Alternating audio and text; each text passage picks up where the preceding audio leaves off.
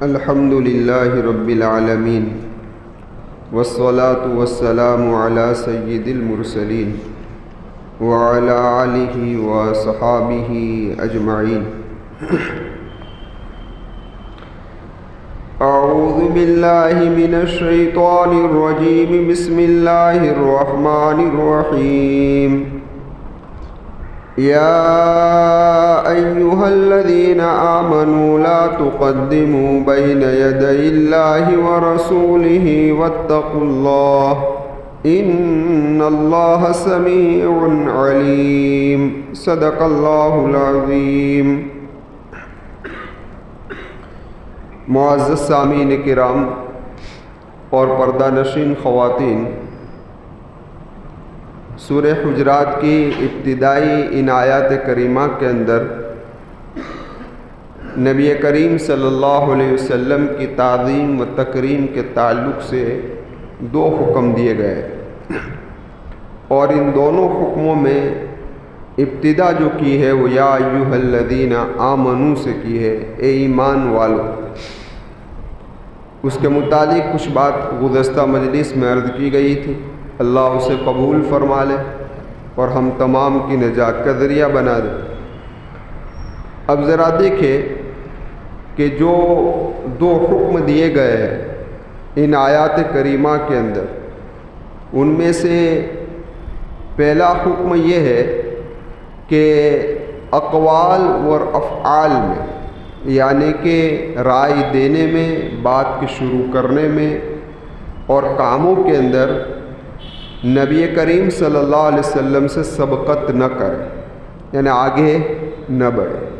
یہ پہلا حکم، یہ معنوی تعظیم ہے، اس لیے اس کو پہلے بیان فرمائے۔ اور جو دوسرا حکم ہے اس کے دو جز ہیں۔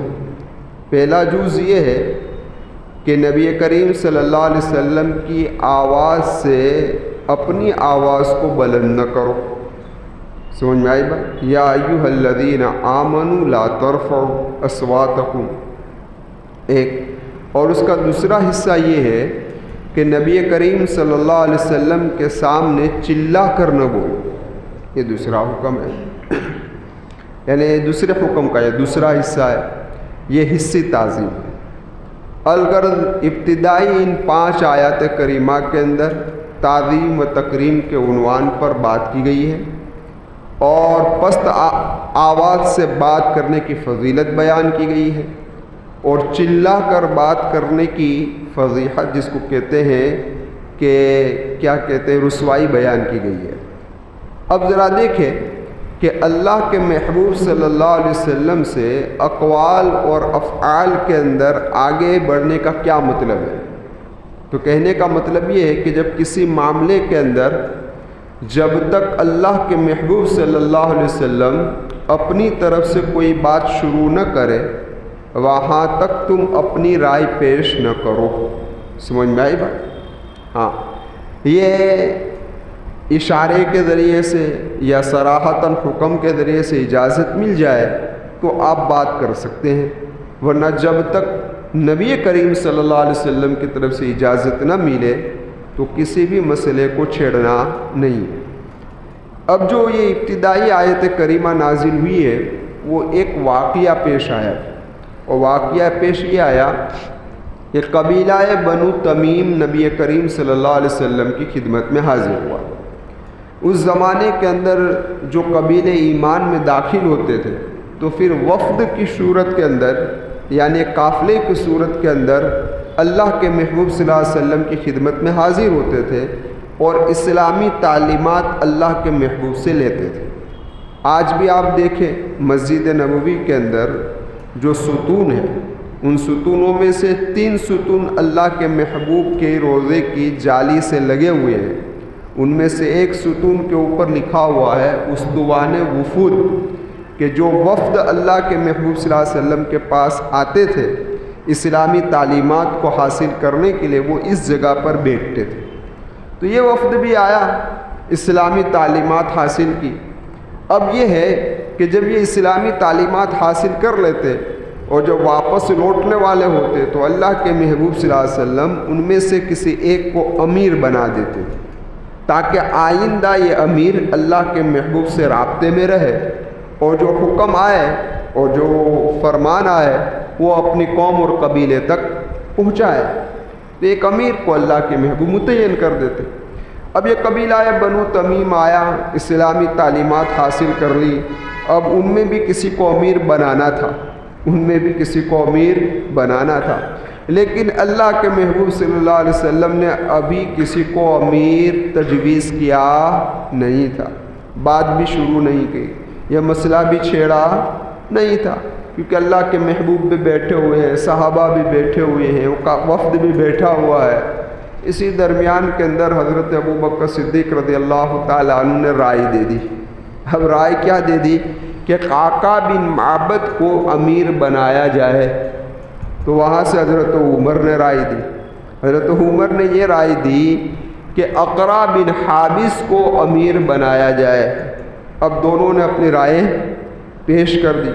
اب ذرا دیکھیں کہ اپنی رائےوں پر انہوں نے، اپنی تجویز پر انہوں نے دلیلیں پیش کرنی بھی شروع کر دی۔ حضرت ابوبکر نے اپنی دلیلیں پیش کی کہ میں قعقاع کی رائے کیوں دے رہا ہوں، حضرت عمر رضی اللہ تعالیٰ عنہ نے اپنی دلائل پیش کیے کہ میں اقرع کی رائے کیوں دے رہا ہوں۔ اس کے اندر ان دونوں شیخین کی، حضرت ابوبکر اور حضرت عمر کی آواز بلند ہو گئی۔ کیا ہو گئی؟ آواز بلند ہو گئی۔ اور نبی کریم صلی اللہ علیہ وسلم مجلس میں بیٹھے ہیں، ابھی اللہ کے محبوب نے یہ مسئلہ چھیڑا نہیں تھا۔ تو اب ان شیخین سے دو غلطی ہوئی۔ ایک غلطی تو یہ ہو گئی کہ جس مسئلے کو اللہ کے محبوب نے ابھی چھیڑا نہیں ہے اور جس کے بارے میں تم سے کوئی رائے طلب کی نہیں ہے اور تم سے کوئی مشورہ مانگا نہیں ہے، تو پھر تمہیں ابھی آگے سے یہ رائے دینے کی کیا ضرورت ہے؟ یہ غلطی ہوئی۔ اور دوسری غلطی یہ ہو گئی ان شیخین سے کہ اللہ کے محبوب صلی اللہ علیہ وسلم بیٹھے ہوئے ہیں اور آپ کے سامنے ان کی آواز کیا ہو گئی؟ بلند ہو گئی۔ تو قرآن کریم کی آیت کریمہ نازل ہوئی۔ کیا ہوئی؟ یا ایھا الذین آمنوا لا تقدموا بین یدی اللہ ورسولہ واتقوا اللہ ان اللہ سمیع علیم۔ یہ پہلی کہ بھی رائے مانگی نہیں تھی اور رائے دے دی، اس پر یہ آیت نازل اور آواز بھی بلند ہو گئی تھی۔ تو فرمایا یا ایھا الذین آمنوا لا ترفعوا اصواتکم فوق صوت النبی، نبی کی آواز سے بلند اپنی آواز کو نہ کرو۔ اب یہ دونوں آیت کریمہ کیا ہوئی بھائی؟ نازل ہوئی۔ خیر، اب ذرا آپ دیکھیں کہ جب یہ دونوں آیت کریمہ نازل ہو گئی اور حکم آ گیا کہ اے لوگو اللہ کے محبوب سے اور اللہ سے آگے نہ بڑھو، یعنی رائے دینے میں جب تک اللہ کے محبوب کسی معاملے کو چھیڑے نہیں اور بات شروع نہ کرے تمہیں ابتدا بات کرنے کی اجازت نہیں ہے۔ اب ذرا دیکھو کہ قرآن کریم نازل ہوا اور یہ آیت کریمہ نازل ہوئی ہے، وہ خاص اس واقعے پر نازل ہوئی ہے نا، اسی واقعے پر، لیکن قرآن کریم رہنمائی کرتا ہے قیامت تک کی انسانیت کے لیے اور ہدایت قیامت تک کی انسانیت کے لیے۔ اس لیے قرآن کریم نے ایسے الفاظ استعمال فرمائے کہ اس آیت کریمہ سے رہنمائی قیامت تک کے ایمان والے کرتے رہے۔ ایسا لفظ استعمال نہیں فرمایا کہ جس سے اس واقعے کی حد تک محدود رہے۔ یہ واقعہ پیش آیا ہے، کوئی ایسا لفظ قرآن نے نہیں کہا کہ جس سے پتہ چلے کہ یہ قبیلہ بنو تمیم آیا تھا اور اس کی رائے اللہ کے محبوب نے نہیں مانگی تھی امیر بنانے کی اور تم نے کیوں رائے دینا شروع کر دی، ایسا کوئی لفظ نہیں کہا، بلکہ عام لفظ کہہ دیا کہ یا ایھا الذین آمنوا لا تقدموا بین یدی اللہ ورسولہ، اے ایمان والو، یعنی قیامت تک آنے والے ایمان والو، جس معاملے میں اللہ اور رسول کا حکم آ جائے تو اس سے آگے بڑھنے کی کوشش نہ کرو۔ سمجھ میں آئی؟ ہاں، اب سوال یہ پیدا ہوتا ہے یہاں پر کہ اب تو اللہ کے محبوب ہے نہیں، موجود نہیں ہے، تو اب اس تعظیم و تکریم اور اب اس آیت کریمہ کا کیا مطلب؟ سمجھ میں آئی بات؟ کیا مطلب؟ تو علماء نے فرمایا کہ دیکھیے جس طریقے سے نبی کریم صلی اللہ علیہ وسلم اس دنیا میں موجود نہیں ہے، لیکن علماء اور صلحاء موجود ہے، اور میرے پیارے آقا و مولا محمد رسول اللہ صلی اللہ علیہ وسلم کی حدیثیں موجود ہے، جب اللہ کے محبوب صلی اللہ علیہ وسلم کی حدیث آ جائے تو تمہیں اس سے آگے بڑھنے کی کوشش نہیں کرنی چاہیے۔ سمجھ میں آئے؟ قیامت تک رہے حدیث، تو قرآن تو قیامت تک رہے گا نا بھائی، ہاں، تو یہ تعلیم قیامت تک رہے گی، یہ حکم بھی کب تک باقی رہے گا؟ قیامت تک باقی رہے گا۔ اور خود میرے محبوب نے فرمایا العلماء ورثۃ الانبیاء، کہ علماء انبیاء کے وارث ہے۔ پتہ چلا کہ جس مجلس کے اندر علماء بیٹھے ہوئے ہو اور اسی مجلس کے اندر کوئی سوال کرنے والا سوال کرے تو عامی آدمی کو اس سوال کا جواب دینے کی اجازت نہیں ہے جب تک کہ عالم اس کو اجازت نہ دے۔ سمجھ میں آئی بات؟ کیونکہ العلماء ورثۃ الانبیاء، کہ علماء انبیاء کے وارث ہیں، یہ موجود ہے، ان کا ادب ضروری ہے، ان کی تعظیم ضروری ہے، ان کی تکریم ضروری ہے۔ ہاں، یہ الگ چیز ہے کہ اگر آپ کو کوئی مسئلہ پوچھنا ہے یا آپ کو کوئی مسئلہ چھڑنا ہے تو اس مجلس میں بیٹھے ہوئے علماء سے آپ فرمائے کہ میں اس مسئلے کو چھڑنا چاہتا ہوں، جب اجازت دے تب اس مسئلے کو چھیڑے، ورنہ اس مسئلے کو چھیڑے نہیں۔ یہ تعظیم و تکریم کیا ہے؟ اور اسی طریقے سے یہ تو اقوال ہوئے کہ اقوال یعنی باتوں کے اندر آگے نہ بڑھے نبی سے، اللہ کے محبوب سے۔ اسی لیے میں نے کہا کہ ادب کا ایک ہے اقوال میں تعظیم و تکریم، اور ایک ہے افعال، کام میں۔ کام کا مطلب کیا؟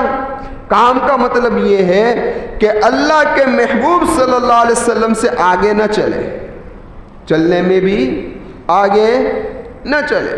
اس لیے صحابہ کا معمول تھا کہ صحابہ اللہ کے محبوب صلی اللہ علیہ وسلم کے دائیں چلتے تھے، بائیں چلتے تھے، پیچھے بھی نہیں چلتے تھے۔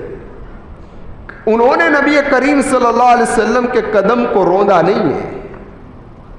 سمجھ آئی بات؟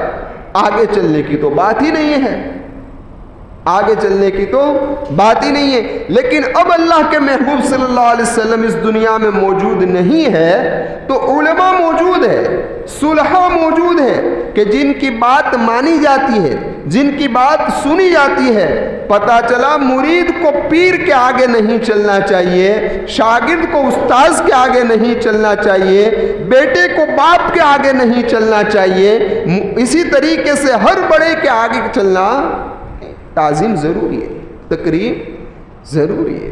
ہاں، یا تو چلے تو ان علماء کے ساتھ چلے، ان کے دائیں چلے، ان کے بائیں چلے، ہاں، اور پیچھے چلنا ہے تو کچھ پیچھے چلے، ورنہ جس طریقے سے آج مرید پیچھے پیچھے چلتے ہیں، پیر صاحب آگے آگے چلتے ہیں، یہ بھی صحیح نہیں۔ یعنی کہنے کا مقصد یہ اسوہ صحابہ کے خلاف، صحابہ دائیں بائیں چلتے تھے اللہ کے محبوب، تو ان کا ادب بھی کیا ہے وہ ضروری۔ تو ایک تو یہ حکم آیا، دوسرا حکم کیا ہوا؟ یہ تو اقوال میں ہوئی، ایک افعال میں ہوئی، اور تیسری بات اب ذرا دیکھیں کہ تعظیم و تکریم سنت محمد صلی اللہ علیہ وسلم میں بھی ضروری ہے۔ یعنی کہنے کا مقصد یہ ہے کہ جب کسی بات کے اندر محمد رسول اللہ کا فرمان آ جائے تو اتباع سنت ضروری ہے۔ سمجھ آئی بات؟ جس کام کو اللہ کے محبوب صلی اللہ علیہ وسلم نے جس حد تک رکھا ہے، جس حد تک اس سے آگے لے جانا، یہ آگے بڑھنے کے برابر ہو گیا۔ سمجھ میں آئی بات؟ جو حکم جہاں تک ہے وہاں تک اسے رکھا جائے، اس سے آگے اس کو بڑھایا نہ جائے۔ آپ ذرا دیکھیں، میں ایک بات سناؤں، سخت بارش ہو رہی ہو، سمجھ میں آئی بات؟ تو حکم کیا دیا گیا؟ نہیں، آپ کو ایک اور بات ایک اور مثال پیش کروں کہ نبی کریم صلی اللہ علیہ وسلم کے اصحاب میں سے چند اصحاب جمع ہوئے اور صحابہ نے آپس میں مشورہ کیا. 3 صحابہ تھے. کیا مشورہ کیا کہ اللہ کے محبوب صلی اللہ علیہ وسلم کا مقام تو بہت اونچا ہے, ہم آپ کے مقام تک نہیں پہنچ سکتے. آپ کے گناہ کو تو اللہ تبارک یعنی آپ سے تو گناہ بھی سرزد نہیں ہوتے, معصوم ہے. اور خود قرآن کریم نے کہا لیغفر لک اللہ ما تقدم من ذنبک وما تأخر, آپ کے اگلے پچھلے سب گناہ معاف ہے. تو ہم آپ کے مقام کو تو نہیں پہنچ سکتے, اور ہمارے بارے میں جنت کی کوئی گارنٹی نہیں ہے کہ ہمیں جنت ملے گی یا نہ ملے گی. لہذا ہمیں جنت کو حاصل کرنے کے لیے اور اونچے مقام تک پہنچنے کے لیے عبادت میں مجاہدہ کرنا ہوگا. تو ایک صحابی رسول نے یہ کہا کہ میں آج سے رات کو نہیں سوؤں گا, پوری رات عبادت کروں گا, پوری رات, کوئی رات سوؤں گا نہیں. دوسرے صحابی رسول نے کہا کہ میں آج سے کبھی افطار نہیں کروں گا, یعنی روزے ہی رکھوں گا, دن بھر روزے رکھوں گا. اور تیسرے صحابی رسول نے کہا کہ میں آج کے بعد نکاح نہیں کروں گا, کیونکہ نکاح کروں گا تو عبادت کے اندر توجہ نہیں آئے گی, کام کاج میں لگنا پڑے گا نا. تو فرمایا کہ میں نکاح کروں گا نہیں. صبح کو نبی کریم صلی اللہ علیہ وسلم کو اس بات کی اطلاع ہوئی تو آپ نے ان تینوں کو بلایا اور کہا دیکھو, کائنات میں سب سے زیادہ اللہ کی معرفت مجھے حاصل ہے, اور کائنات میں سب سے زیادہ ڈرنے والا میں ہوں اللہ تبارک و تعالیٰ سے. لیکن میں اپنی ذات کا حق بھی ادا کرتا ہوں, اپنی بیوی کا حق بھی ادا کرتا ہوں, اپنے دوست و احباب کا حق بھی ادا کرتا ہوں, اپنے رابطے والے کا بھی حق ادا کرتا ہوں, جاننے پہچاننے والے کا بھی حق ادا کرتا ہوں. میں رات کو نماز بھی پڑھتا ہوں اور سوتا بھی ہوں, کبھی افطار کرتا ہوں, کبھی روزہ رکھتا ہوں. اور سن لو, کامیابی اتباع محمد رسول اللہ میں ہے. سمجھ میں کس میں ہے, کس میں چھپی ہوئی ہے؟ ہاں, اتباع محمد صلی اللہ علیہ وسلم. اگر تم یہ کہہ رہے ہو کہ میں نکاح نہیں کروں گا تو کہ فمن رغب عن سنتی فلیس منی, جس نے میری سنت سے اعراض کیا وہ مجھ میں سے نہیں ہے. اللہ کے محبوب فرمائے او عبادت تو وہ ہے کہ آدمی سارے حقوق کو بھی ادا کرے اور اللہ تبارک و تعالیٰ کا بھی حق ادا کرے. اسلام کی تعلیم ہرگز یہ نہیں ہے کہ تم اکیلے ہو جاؤ, جنگل میں چلے جاؤ اور اللہ اللہ کرتے رہو. نہیں, اسلامی تعلیم نہیں ہے. جس طریقے سے عبادت کا حق اللہ کے محبوب نے سمجھایا, اس طریقے سے ان ساروں کا بھی حقوق اللہ کے محبوب صلی اللہ علیہ وسلم نے سمجھایا. اور ایک بات ذہن میں بٹھا لیجئے, وہ یہ ہے کہ عبادت نام اپنی خواہشات کے پورا کرنے کا نہیں ہے.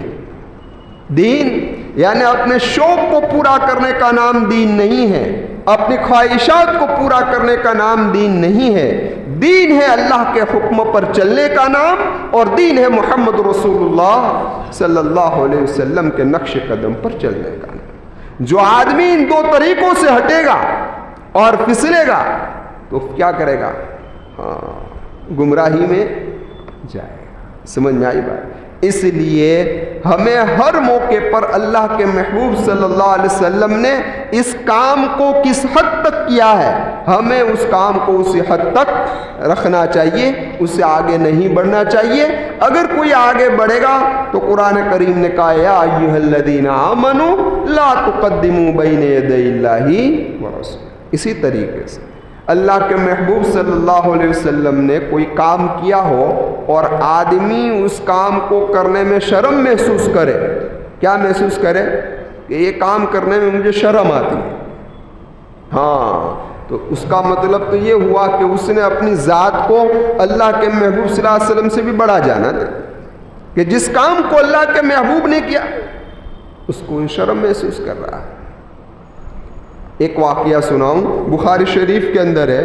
پہلے مسئلہ سن لیجئے کہ سخت بارش ہو رہی ہو, سخت بارش ہو رہی ہو, راستے کے اندر کیچڑ ہو, راستے پر چلنا مشکل ہو جائے, کپڑوں کے بگڑنے خراب ہونے کا اندیشہ ہو, پیروں کے پھسلنے کا اندیشہ ہو تو مسجد میں آنا ضروری نہیں ہے، گھر پر نماز پڑھو۔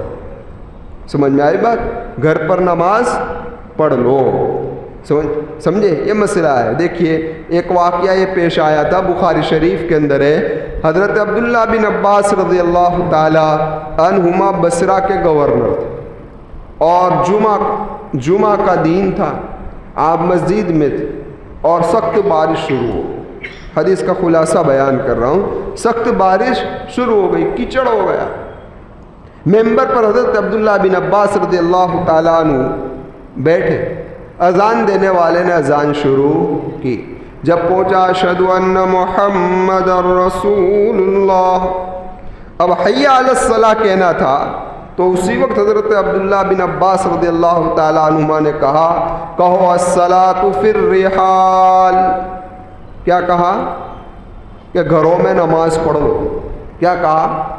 گھروں کے اندر نماز پڑھ لو۔ اب یہ نئی بات تھی نا، یہ تو نئی بات۔ مسجد کے اندر تو اذان کی آواز آتی ہے، حی علی الصلاۃ حی علی الفلاح، آؤ نماز کی طرف، آؤ کامیابی کی طرف۔ اور یہاں حضرت عبداللہ بن عباس سے کہہ رہے ہیں الصلاۃ فی الرحال، مسجد میں آنے کی ضرورت نہیں ہے، گھروں میں نماز پڑھو۔ تو یہ ترا وہاں جو لوگ بیٹھے ہوئے تو وہ ایک دوسرے کو دیکھنے لگے، یہ تو نئی بات ہوئی، تعجب کرنے لگے۔ ہوا کورونا کے موقع پر سعودی عرب میں مسجد کے اندر یہ اعلان ہوتا تھا الصلاۃ فی الرحال۔ کیا اعلان ہوتا تھا؟ الصلاۃ فی الرحال۔ اب سوشل میڈیا کے ذریعے سے جب یہاں یہ بات آئی تو کیوں ہو وہاں مسجدوں میں نئی اذان شروع ہو گئی۔ سمجھ میں آئی بات؟ کوئی نئی اذان نہیں تھی، دراصل ہماری نظر محمد رسول اللہ کے فرامین تک نہیں پہنچی، اس لیے ہمیں نیا لگتا ہے اور اجنبی لگتا ہے۔ لیکن ایسے موقع پر بارش ہو رہی ہو اور آنا مشکل ہو تو یہ اعلان کر سکتے ہیں۔ سمجھ میں آئی بات؟ یہ اعلان تو اب لوگ دیکھنے لگے ایک دوسرے کو، تو لوگوں نے حضرت عبداللہ بن عباس سے فرمایا آپ نے کیا کیا؟ تو حضرت عبداللہ بن عباس رضی اللہ تعالیٰ عنہ نے فرمایا میں نے وہ کام کیا اور یہ کام اس ذات نے کیا ہے جو مجھ سے افضل ہے، یعنی کہ یہ عمل محمد رسول اللہ نے کیا ہے۔ اللہ کے محبوب صلی اللہ علیہ وسلم نے بھی ایک مرتبہ سخت بارش کے موقع پر اعلان کرایا تھا کہ اے لوگوں گھروں کے اندر نماز پڑھ لو۔ اس لیے میں نے یہ سوچا کہ جب جمعہ کی اذان کے اندر حی علی الصلاۃ کی ندا ہو جائے تو مسجد میں پہنچنا واجب ہو جاتا ہے۔ کیا ہو جاتا ہے حضرت؟ یہ بار بار ہم سمجھاتے ہیں کہ جمعہ کی اذان سے پہلے دکانیں بند کر دو، لیکن دکان بند ہوتی نہیں ہے۔ افسوس کی بات، افسوس، جمعہ کی اذان ہوتے ہی اب تجارت کرنا منع ہے۔ کیا ہے؟ حرام ہے۔ کیا ہے؟ سارا دھندا ساری تجارت چھوڑ دو جمعہ کی اذان سے پہلے کہ حی علی الصلاۃ کی ندا آ گئی تو کہ مسجد میں پہنچ جاؤ۔ ہاں تو یہاں بھی حضرت عبداللہ بن عباس نے فرمایا اگر حی علی الصلاۃ کی ندا آتی تو ان لوگوں کا مسجد میں آنا واجب ہو جاتا، اس لیے میں نے ان کو تکلیف سے بچایا اور ان کو رخصت دے دی جو رخصت محمد رسول اللہ نے دی ہے کہ وہ اپنے گھروں کے اندر اب ظہر کی نماز پڑھ لیں گے تو گنہگار ہوں گے نہیں۔ تو اب کوئی آدمی کو کہا جائے کہ بھئی تم یہ اعلان کر دو تو کہ مجھے شرم آتی ہے، تو اس کا مطلب یہ ہے کہ وہ اللہ کے محبوب صلی اللہ علیہ وسلم سے بھی اپنے آپ کو کیا سمجھ رہا ہے؟ اونچا سمجھ رہا ہے۔ تب بھی تو جو کام اللہ کے محبوب نے کیا اس کو کرنے سے انکار کر رہا ہے۔ ہاں ایک واقعہ سنا کر پھر بات کو ختم کر دیتے ہیں۔ حضرت سہل بن سعد ساعدی رضی اللہ تعالیٰ عنہ فرماتے ہیں کہ نبی کریم صلی اللہ علیہ وسلم قبیلہ عمرو بن عوف تشریف لے گئے کہ وہاں قبیلے کے اندر آپس میں لڑائی ہو گئی تھی۔ کیا ہو گئی تھی؟ لڑائی ہو گئی۔ اس جھگڑے کی مصالحت کے لیے، صلح کروانے کے لیے اللہ کے محبوب صلی اللہ علیہ وسلم چند صحابہ کو لے کر گئے۔ اب بات اتنی لمبی ہو گئی کہ نماز کا وقت ہو گیا۔ کیا ہو گیا؟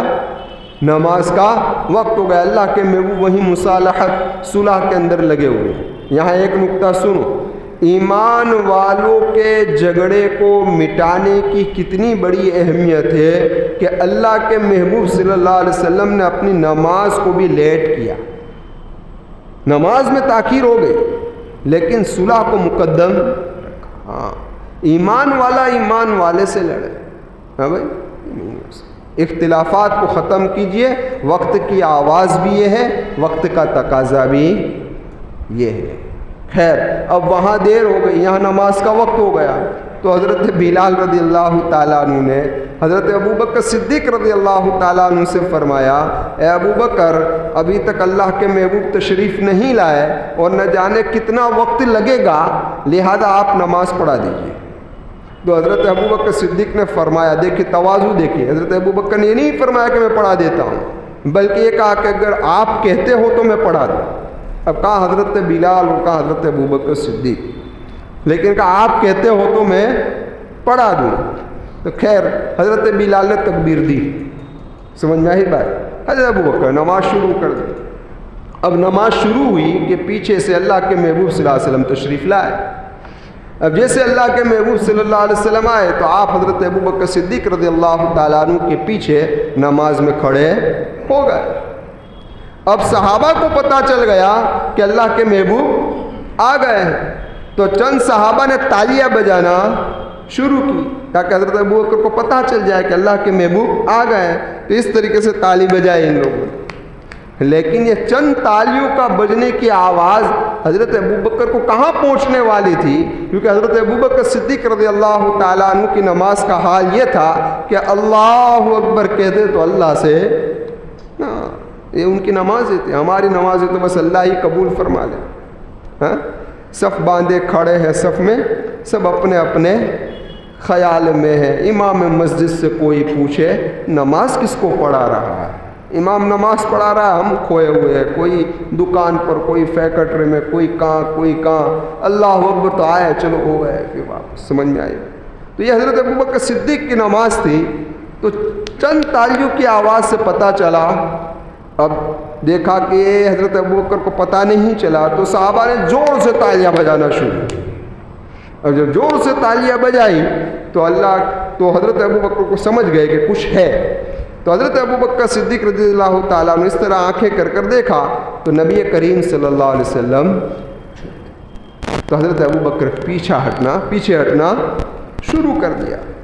تو اللہ کے محبوب نے کہا، ہاتھ سے اشارہ کیا کہ آپ نماز پڑھائے، لیکن حضرت ابوبکر پیچھے ہٹ گئے۔ اللہ کے محبوب صلی اللہ علیہ وسلم آگے بڑھے اور آپ نے نماز کو مکمل کرایا۔ جب نماز مکمل ہو گئی تو اس کے بعد اللہ کے محبوب نے صحابہ سے فرمایا، ہے میرے صحابہ، نماز کی شان کے خلاف ہے کہ تالیاں بجائی جائے۔ سمجھ میں آئی بات؟ کیونکہ مسئلہ معلوم نہیں تھا، اور مسئلہ یہ بھی ہے کہ اگر نماز کے اندر عورت ہو اور عورت کو لقمہ اگر امام کو دینا ہو تو وہ تالی بجائے اس طریقے سے، سمجھ میں آئی بات؟ لیکن مرد کو اگر لقمہ دینا ہو امام کو تو تالی نہیں بجائے گا، وہ سبحان اللہ کہے گا۔ کیا کہے گا؟ امام کو بیٹھنا تھا، وہ کھڑے ہونے لگا تو کہو سبحان اللہ، نہیں کرا جاتا، سمجھ میں آئی بات؟ کیا کہیں گے؟ ہمارے حافظوں کو عادت ہوتی ہے، وہ لقمہ جاتا ہے کوئی نہیں سمجھ، کوئی پیچھے والے کو ہاتھ نہیں مارتا ہے، ایسا نہیں چلتا، سمجھ میں آئی؟ سبحان اللہ کا یعنی قرآن کے لقمے میں تو آیت کا لقمہ دے، ورنہ ایسا امام غلطی کرے تو سبحان اللہ کہے۔ تو اللہ کے محبوب نے مسئلہ سمجھایا کہ سبحان اللہ کہا جائے، تالیاں نہ بجائی جائے۔ صحابہ کو مسئلے کا علم ہو گیا، لیکن اس کے بعد اللہ کے محبوب نے حضرت ابوبکر صدیق رضی اللہ تعالیٰ عنہ سے پوچھا، اے ابوبکر، میں نے تجھے کہا کہ نماز پڑھا، مکمل کرا دیجئے، پیچھے ہٹنے کی ضرورت نہیں ہے، ہاتھ کے اشارے سے کہا۔ تو حضرت ابوبکر نے کیا جملہ کہا، قحافہ کے بیٹے کی کیسے ہمت ہو سکتی ہے کہ محمد رسول اللہ پیچھے ہو اور قحافہ کا بیٹا آگے ہو؟ یا ایھا الذین آمنوا لا تقدموا بین یدی، آگے نہ بڑھو۔ خیر، تو حضرت ابوبکر ادب کا تقاضا تھا، پیچھے آ گئے۔ اب ذرا ایک آپ نے ایک مقولہ سنا ہوگا کہ الامر فوق الادب، کہ اگر کوئی بڑا آدمی چھوٹے آدمی کو کسی چیز کا حکم دے اور وہ ادب کے خلاف ہو وہ بھی اس کو کر دینا چاہیے. تو سوال یہ پیدا ہوتا ہے کہ حضرت ابوبکر نے اللہ کے محبوب نے کہا ابو کا نماز پڑھا دیجئے، پھر بھی کیوں نہیں پڑھائے، وہ پیچھے کیوں آ گئے؟ اب اس کا جواب اگر آپ کو سننا ہے تو انشاءاللہ آئندہ منگل کو ملیں گے. سبحان اللہ وبحمدہ، سبحانک اللہم وبحمدک، ونشہد ان لا الہ الا انت